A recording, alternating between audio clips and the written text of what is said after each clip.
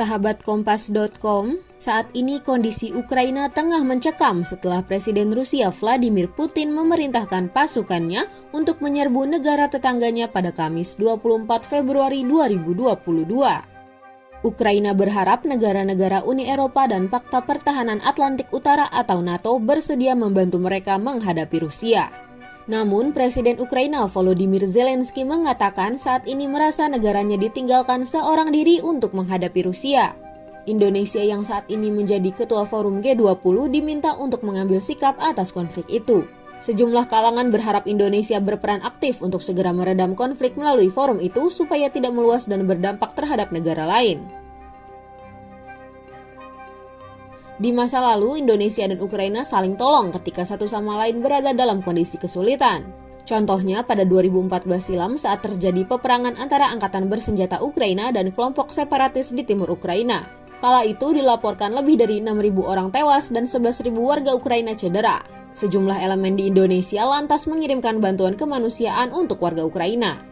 Pertempuran antara militer Ukraina dengan kelompok separatis ketika itu membuat banyak orang di antaranya memerlukan bantuan kesehatan. Indonesia pun mengirimkan obat-obatan yang disumbangkan dua perusahaan Indonesia, yakni Sanbe Pharma dan Novel Pharmaceutical Laboratories. Perusahaan penerbangan Ukraina, Ukraina Air Alliance, membantu pengiriman obat-obatan tersebut.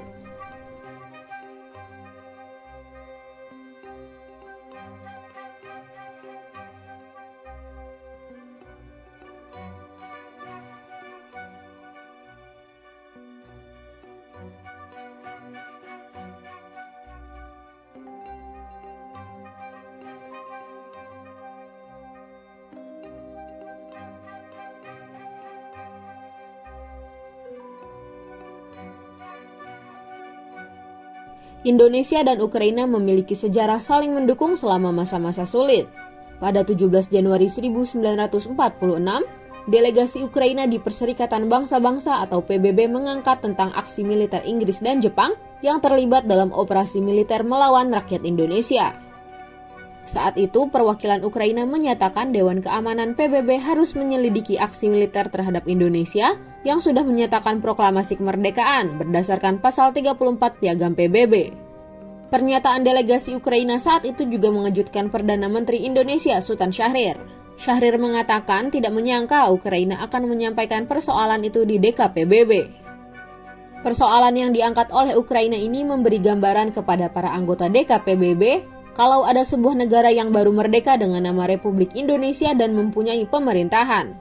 Pada 2006, Ukraina memberikan bantuan kemanusiaan ke Indonesia setelah penduduk Indonesia mengalami musibah bencana alam.